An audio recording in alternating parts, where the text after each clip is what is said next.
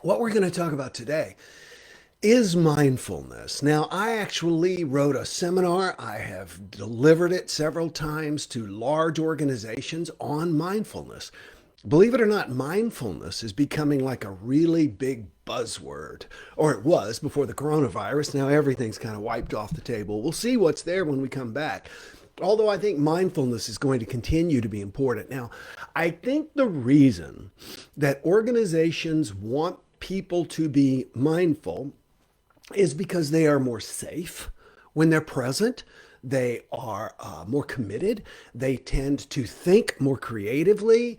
They tend to have less burnout, less stress, less anxiety when they are mindful. Now, when I first started looking into mindfulness, I took the word and broke it down. As you all know, I'm an amateur etymologist, etymologist, right? I don't know the word that means one who likes words. That's kind of funny. It's etymologist. Anyway, I looked up the word and I started thinking about it, and it's mindful, right? Well, I noticed that when I think about mindfulness and when I try and share it with other people, they look at me like my mind is already full. My mind is overflowing. My mind is so full that if I tried to do some sort of mindful activity, that I would just go insane. I've already got too much. People don't understand what mindful is. And I came up with what I consider to be a really good way of explaining it. All right. I'm sure whether you're a big sports fan or not, I'm not a huge sports fan, but I have watched my share of sporting events on television and listened to them on the radio. Now, back when I was 19 years old, I worked for a radio station in Columbia, South Carolina, WSCQ. We're South Carolina quality. That was a bit of a stretch, but that's what they actually used. Anyway, WSCQ had the rights to the Carolina Gamecock baseball games, and Bob Fulton was the voice of the Gamecocks for decades. Many people know that. Now, Bob was not able to go to a game. I forget exactly what it was, but the game was going on, and Bob couldn't go to the game. So we presented the game in the studio. Now that was fascinating. Linda Roller, who was one of our production people, was at the board. Bob was seated on the other side with nothing more than a microphone, and the Associated Press was giving constant updates for the game. So it was coming across an old machine. Remember those? Clackety, clackety, clackety, clack. My job was to literally run back and forth from the machine and hand the stuff to Bob. We left the door open to the studio. And Linda's job, this is what I thought was so cool. Linda was sitting there with a double deck of carts. Carts are like 8-track players that radio stations used to use before they used computers. And she had it full of sound effects. And when someone would swing and a miss, you know what I mean? Now, what I noticed about that event was a couple of things. Number one, how real it sounded and how our people in the audience thought it was real. Now, we were very upfront and said that we were presenting this. This was basically a production of the game. This wasn't the game itself. And Bob was not only announcing the game, but baseball's a slow moving game. There's a lot of times when there's nothing going on in baseball. And so Bob was forced to make his own color commentary.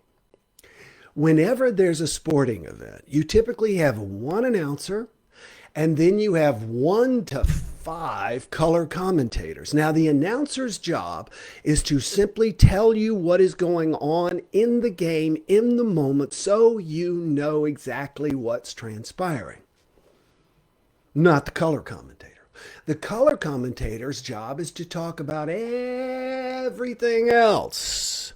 Their job is to fill in all those gaps by telling you stories about the hitter, the pitcher, the catcher, the attendance that day, the weather on this day as compared to 10 years ago on this day at this game, and how many years these teams have been. In other words, it's all the ancillary background stuff and even projecting into the future. Well, if they keep playing like this, I could see them being up against Miami and the blah, blah, blah, blah, blah, blah. And so their job is to do the opposite of the announcer. Now, how does all this tie into mindfulness?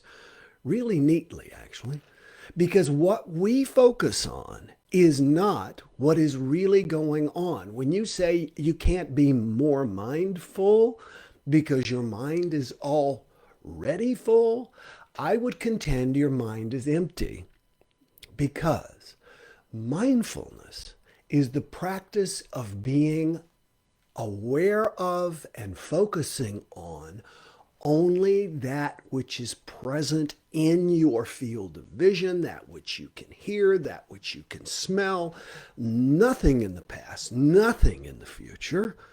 But what most of us listen to is the stories that we tell ourselves, typically related to the past or projecting into the future, about the things we experience in our lives. Those things, the ego always focuses on the past and the future, okay? Those things that we focus on that have either transpired in the past, might happen in the future, is a story about it, etc., etc., etc., is not real. It's not real.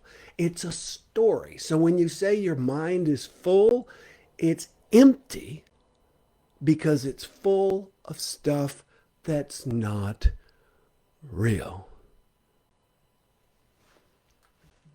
Shakespeare said that nothing is either good nor bad, but thinking makes it so. And boy, do we think. And that is why mindfulness, the practice of mindfulness, are so important. And that's why my complaint-free meditation program, I think, is so great, because what I teach you is how to quiet your mind and become more mindful. And remember, by the way, I wanted to remind you, you get a 30-day free trial. So if you just want to come and sit and meditate with me or see what it's like, fine. I don't see you. It's just like this experience. We're in a private members-only Facebook group.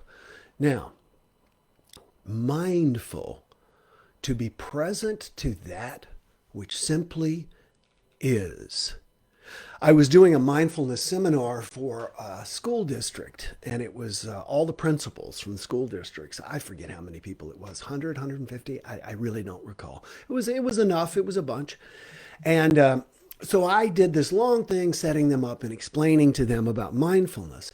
And then I invited them to do what is called a mindfulness walk. Thich Nhat Hanh, the famous Buddhist monk, talks a lot about this.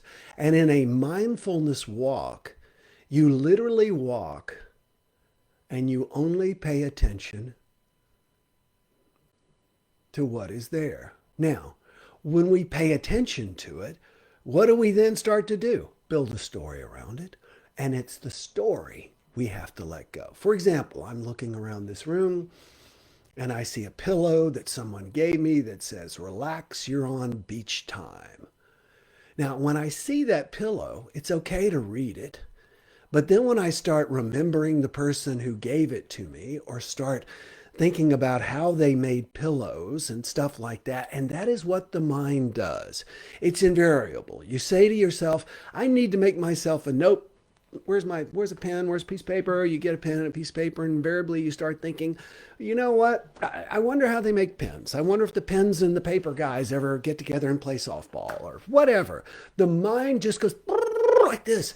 You've got all these color commentators commenting about everything that's going on in your life so that you're not paying attention to the game. You're so busy on what was and what might be, you miss what is. And as John Lennon said so beautifully, life is what happens while you're busy making other plans. If you were to suddenly die and go to heaven and then could come back from heaven after a little bit of time and experience a little bit of your life, you would be just walking around not thinking about what was to come or what had happened. You would just be experiencing it. As Wayne Dyer said, it would be so great to know when your last day was. He said, if you knew that, you wouldn't be frustrated at a bridge that was keeping traffic backed up. You would be going, I really like that bridge. This is a great day. Most of the pain, the anxiety, all of the anxiety, but most of the pain and the stress we experience is over stuff that either happened in the past or that we wanted to happen in the future that we are grieving is not going to happen, or that we hope will happen in the future. And as a result, it's all commentary. It's all commentary rather than what is. And so let me check in with some of the posts you've been making, and then I'm going to teach you something really quickly so you can start meditating by yourself, whether you choose to join my complaint-free meditation program or not. Give it a try. All right, Britt says, you are welcome to visit. We covered that one. All right. Renee says, shared. Great. That's exactly what you need to do. Put a share on there. Good morning from the UK, says Vicky. Great to hear you. Patty says, thanks so much. Lisa Bartell says, fantastic. Cynthia Barcher's awesome. I've been waiting for this. Oh, I'm so glad. Well, come and join me now. Remember, you get a 30-day free trial. You can drop out at any time. And I'll tell you this, if you're a member of my complaint-free life program, don't join yet. You know why? I'm going to send you a special promo code because people who are members of my complaint-free life program get everything I do like this half price. They pay $19.97 a month. They get all the support in the complaint-free life group. Plus, they get half price on all my other programs, seminars, trainings, etc. So check that out as well. Raleigh Blue Muros says, good morning. I've seen you before. Great to see you again. Dominic is here. Shared. Thank you. John. Mark is here, rather. Gail Varney says, good morning. Cynthia says, the ego stands in the way of our bodyguard. Very good. Nice callback to a previous JumpStart. Keep your bodyguard close, blocking the ego from view so you can be mindful and see clearly. Vicky sends some smiley faces. Linda says, so true. Live every day as if it might be your last. Laura Patrick says, I wouldn't want to know my last day. Yeah, that's a lot of people feel that way. A lot of people. So here's what I want to teach you. Number one, it is normal for human beings to meditate. You already do it, to be mindful. How do I know that? Because every one of us has done this and seen other people do it. Where you just stare off in space and people start trying to bring you out of it. That's raising your alpha waves. Now, how else can we do this? I want to teach you real quick what is called Zazen. It means seated Zen. You can do it exactly where you are now. And it's a process of relaxing and stilling your body, which you can do simply through deep breathing. But the only thing you want to do is to keep your eyes open during this meditation and look around the room and just be present to it. And notice when you start to tell yourself a story. For example, I keep meaning to straighten that picture. Oh, wow. As soon as I said I keep meaning to straighten that picture, it's a story rather than simply looking at the picture. I wonder who painted that picture. Again, story instead of just being with the picture. When I taught this to that group of principals I was telling you about, we did this Zazen, and then they went to lunch and they came back, and I've never seen such a group of mellow people. It works. It's one of the many things that I'll teach you in my complaint-free meditation group. So, decades ago, I thought to myself, what is the one thing I wish I could get everybody in the world to do? Everybody. Stop complaining? No, that's actually number two. Number one, meditate. And that's why I've created the Complaint-Free Meditation Program. So check it out, www.complaintfreemeditation.com. How does it work? Very simple. I'm going to say goodbye here in just a second. Take a breath, change the background here, and then we will start at 8:30 Eastern Time this morning. When you join, there's already a library of a few meditations in there. And the great thing is, I've got new computers, cameras, all kinds of stuff coming in. Stuff's going to get even more professional and better. So I appreciate those of you who are willing to give it a chance. Check it out. And I'm going to say goodbye for now. I will see you tomorrow at 8 a.m. Eastern Time, where we'll do our live Jumpstart. Meditation starts at 8:30 Eastern Time. Any other parting shots? Heather says good morning. I was talking about you earlier, Heather. In fact, I read your kind message to me. Great to have you all here. Remember to share this program. Share, share, share. And I will see you live meditating in about 6 minutes. Bless you. Make it a great day. Enjoy today. Bye-bye. Oh, no more complaining people. Their lives are changing. We're flying high, creating a complaint-free